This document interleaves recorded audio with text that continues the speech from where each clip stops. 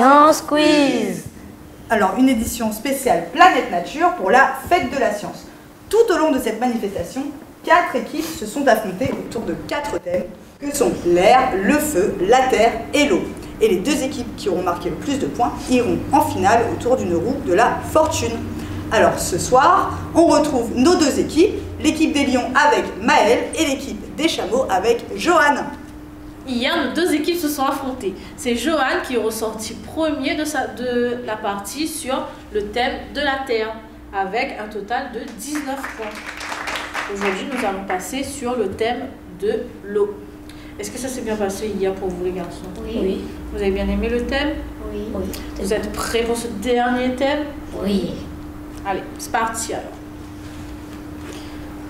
On va passer à la manche 1. On est prêts, on y va? Oui. Les règles n'ont pas changé. Les règles n'ont pas changé. Ce sera un vrai ou faux. Vous me laissez bien poser la question et donner les propositions et ensuite vous buzzez. Sinon, le point ira à l'équipe adverse si vous avez buzzé avant. Bonne réponse, 1 point pour vous. Mauvaise réponse, point pour l'équipe adverse. L'eau est indispensable à tous les êtres vivants. Pour la vie de tous les êtres vivants. Est-ce que c'est vrai? Faux. J'avais pas encore énuméré les questions. Oh. Fallait bien que ça arrive. Ouais, il fallait bien que ça arrive dans la semaine. Alors malheureusement, le point ira à Maëlle. Est-ce que tu avais la bonne réponse? C'était quoi la réponse pour toi? C'était faux? Bon, moi je te propose qu'on regarde quand même la réponse en vidéo. Ok. L'eau est apparue sur Terre il y a environ 4 milliards d'années, et depuis son volume reste constant. C'est donc la même eau qui circule, se transforme et se recycle en permanence. La vie dans l'eau est apparue il y a environ 3 milliards d'années. Les premières cellules vivantes sont probablement nées dans les eaux peu profondes, des lacs ou des lagunes, chauffées par les rayons du soleil. Elles ont ensuite évolué vers des formes de plus en plus complexes et spécialisées. Ainsi sont apparus les algues, les poissons et bien plus tard les amphibiens comme les grenouilles. Cette évolution marque l'adaptation des êtres vivants à l'air libre, donc hors de l'eau. On considère qu'en réalité, la vie sur la terre ferme est apparue il y a environ 400 millions d'années. Après avoir évolué, elle s'est aussi maintenue. Les milieux aquatiques comme les océans, les lacs, les rivières ou les étangs accueillent toujours une grande diversité d'êtres vivants. Quant aux organismes terrestres, ils ont pu quitter l'eau sans pouvoir s'en affranchir complètement. Tous les êtres vivants ont besoin d'eau pour exister. Ils sont même constitués d'eau. Sans eau, il n'y aurait aucune forme de vie possible sur Terre. Bon, comme tu as buzzé avant, le point ira pour Maëlle. Et l'eau est indispensable à la vie de tous les êtres vivants. 1 point pour les lions. Allez, question 2. On écoute bien. L'eau qui arrive dans nos robinets est toujours traitée dans une station d'épuration. Vrai ou faux? Vrai. Alors, il y avait un petit piège. J'ai demandé est-ce que l'eau était traitée dans une station d'épuration. Alors, comme là, on est à la station d'épuration du Grand Prado, justement, on va regarder la réponse en vidéo. Et tu comprendras pourquoi c'est un petit piège. L'eau fait un voyage continu sur Terre. L'eau des nappes phréatiques et des rivières sont captées et acheminées vers des stations de potabilisation. Elles vont ensuite être traitées et rendues consommables sans danger pour les hommes. Après avoir été utilisée, l'eau usée va directement dans les égouts, où elle va être ensuite acheminée dans les stations d'épuration. On retire alors toutes les pollutions de l'eau, avant qu'elle soit rejetée en mer. L'eau qui arrive à nos robinets, elle est bien traitée, mais elle est traitée dans une station de potabilisation. L'eau qui est traitée dans les stations d'épuration, ce sont les eaux qui viennent de chez toi, qui vont être traitées avant d'être rejetées en mer, comme on a vu en vidéo.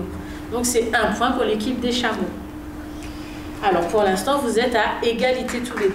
C'est la question qui fera pencher la balance pour cette manche. Nous pouvons retrouver l'eau sous ces 3 états dans le milieu naturel. A, vrai, B, faux. Dans ces trois états naturels, dans le milieu naturel. Faux. Faux. Alors, on va vérifier la réponse avec l'office de l'eau pour voir si tu as bon ou pas. L'eau peut prendre une multitude de formes, mais ne peut se changer qu'en 3 états. Liquide, comme la pluie, l'eau de la mer ou l'eau de la rivière. L'eau coule et prend la forme de son contenant. Solide, comme la neige, la grêle, les cristaux de glace, le givre. L'eau est alors figée. Troisièmement, gazeux, comme l'humidité de l'air.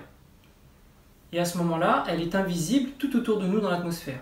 Selon la température et la pression, l'eau passe d'un état à un autre. C'est le cycle de l'eau. C'était la mauvaise réponse. La réponse était vraie. Comme Loïc nous a expliqué, on retrouve l'eau à l'état solide, liquide et gazeux bien dans le milieu naturel. Donc 1 point pour l'équipe des Lions. Alors, c'était une manche serrée. 2-1. On va passer à la seconde manche. Vous êtes prêts? Oui. Alors, sûr? Oui. Alors, rien n'est joué. Vous pouvez encore marquer 3 points dans cette manche. Et ce sera des questions avec 3 propositions de réponse. A, B ou C. Il faudra attendre la fin des 3 propositions. Je sais, vous avez envie d'être rapide. Vous êtes prêts? Oui. Alors, question numéro 1. Quel liquide ne se dilue pas dans l'eau? Est-ce que c'est A, le vinaigre, B, le sirop de grenadine ou C, l'huile? C'est. C. Je te propose de regarder la réponse en vidéo parce qu'on a fait une petite expérience pour ça. Nous allons faire une expérience pour démontrer quel liquide ne se dilue pas dans l'eau. Dans les 3 tubes à essai, nous avons déjà mis de l'eau. Rajoutons maintenant les liquides que nous allons tester. Le vinaigre, le sirop de grenadine et l'huile. Commençons par le vinaigre.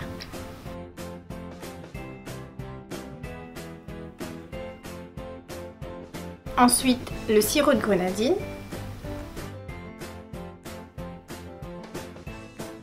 Et enfin, l'huile. On bouche ensuite les 3 tubes pour pouvoir les mélanger.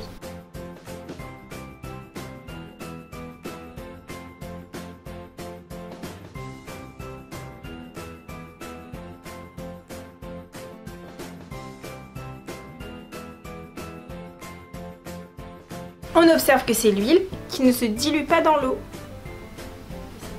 Ce qui se passe, c'est que l'huile et l'eau ne se mélangent pas. Regarde, cette molécule d'huile, elle est composée d'une queue hydrophobe qui n'aime pas l'eau et d'une tête hydrophile qui aime l'eau.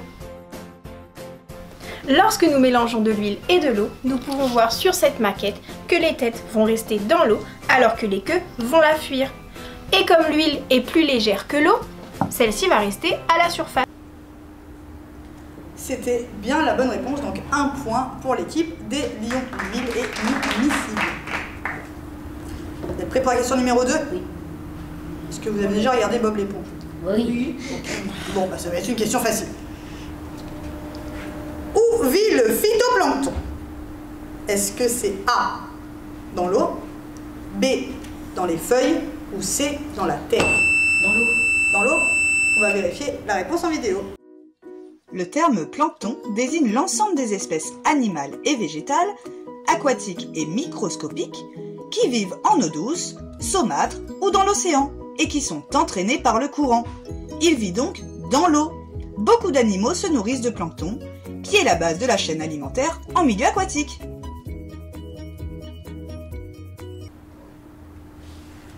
Et c'est donc l'équipe des chameaux qui marque le point. Encore une égalité, les garçons. C'est serré, hein? On passe à la question numéro 3. Oui. Vous êtes prêts? Oui. Alors, comment font les poissons pour respirer sous l'eau? Est-ce que c'est A, grâce à des branchies? Est-ce que c'est B, grâce aux poumons? Ou est-ce que c'est C, en remontant à la surface? B. B, c'est ton dernier mot? On regarde la réponse en vidéo. C'est Eva de la réserve marine qui va nous parler des poissons. Alors la respiration des poissons, donc les poissons ont la particularité de ne pas respirer dans l'air mais dans l'eau. Et pour pouvoir respirer, ils ne vont pas utiliser des poumons, mais ils vont utiliser ce qu'on appelle des branchies. Ça fonctionne un peu comme des poumons, c'est-à-dire que ce sont des parois qui sont très fines et grâce à la finesse de ces parois, l'oxygène qui est dissous dans l'eau va pouvoir passer dans la branchie, dans le sang, parce que c'est rouge, parce que c'est très irrigué par le sang, et ce sang va transporter l'oxygène jusqu'aux organes. Les organes vont consommer cet oxygène, vont fabriquer du dioxyde de carbone qui ressortira au niveau des branchies. La bonne réponse, c'était les branchies. c'est les êtres humains, les êtres vivants et les mammifères, enfin les êtres humains, pardon, et les mammifères qui respirent avec des poumons. Alors, ce qui fait pour vous encore un score très serré, et on va passer de suite à la manche numéro 3. Alors, c'est une manche qui a été remportée par l'équipe des chameaux cette fois-ci. Pour l'instant, vous êtes à égalité au total.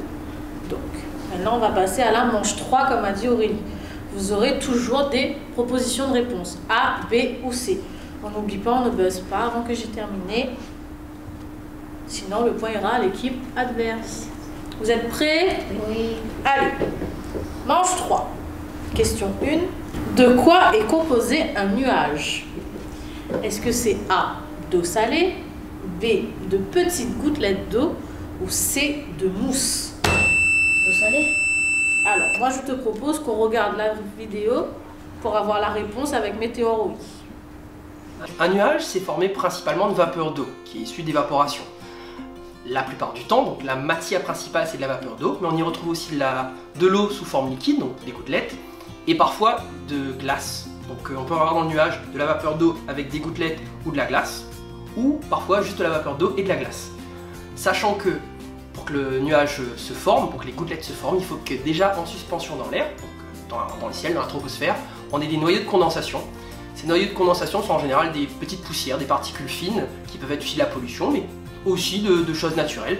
C'est là-dessus, sur ces noyaux de condensation, que par refroidissement, la vapeur d'eau va passer du stade gazeux au stade liquide, et avant du coup, le nuage. Alors la bonne réponse était la B, donc le point revient à l'équipe des lions. Question 2. Alors là, ici, il y aura un petit piège. Regardez bien et écoutez bien. Comment appelle-t-on le scientifique qui étudie la vie marine? Est-ce que c'est un biologiste marin? Est-ce que c'est un marinologue? Ou est-ce que c'est un hydrobiologiste? Un hydrobiologiste? Alors, moi je te propose de regarder la réponse avec Marine Dédéken de la réserve marine. Donc le scientifique qui étudie la vie marine s'appelle un biologiste marin. Après, par exemple, pour travailler au sein de la réserve naturelle marine de la Réunion, on a des compétences un petit peu plus variées, puisqu'on va aussi considérer les activités humaines qui vont avoir lieu sur le littoral et en mer. Donc on va dire qu'on va plutôt faire de la gestion de l'environnement littoral et marin dans sa globalité. Malheureusement, la bonne réponse était biologiste marin. L'hydrobiologiste, c'est le scientifique qui va étudier les eaux douces, c'est-à-dire les rivières. Et le marinologue, d'après vous, qu'est-ce que c'est le marinologue? Ben, ça n'existe pas, Voilà. tout simplement. C'était le piège. Allez, c'était le piège, c'était le marinologue. Un point pour l'équipe des lions. Alors, dernière question de cette manche. Est-ce que vous êtes prêts? Oui, oui, oui. Allez. À quelle température l'eau devient-elle solide? Est-ce que c'est A, 0 degré, B, 100 degrés ou C, 18 degrés? 0 degré. Et c'est une bonne réponse. L'eau existe sur Terre sous plusieurs formes. Liquide, c'est-à-dire à température ambiante, à 25 degrés environ. À l'état gazeux, c'est quand elle est à 100 degrés qu'on fait bouillir de l'eau, par exemple, qu'on fait des pâtes. Et ensuite, elle est à l'état solide dans nos congélateurs. Et elle devient solide à partir de 0 degré. C'était une bonne réponse. Un point pour les lions. Alors, du coup, la manche, elle est remportée par l'équipe des lions avec 3 points. Les deux premières manches, elles ont été quand même particulièrement serrées. Donc sur cette manche, l'équipe des lions marque 6 points et celle des chameaux 3 points. Ce qui fait que sur l'ensemble des 4 manches, l'équipe des chameaux a 22 points et l'équipe des lions 14 points. C'est donc l'équipe des chameaux qui ira en finale. Un grand bravo à l'équipe des lions parce que le score a été particulièrement serré. C'était un beau match. Vous avez très bien joué tous les deux. Alors, on va se retrouver du coup avec l'équipe des chameaux pour la finale face à l'équipe des chamois. Chamois contre chameaux, ce sera en finale et c'est sur YouTube à 17h. Au revoir.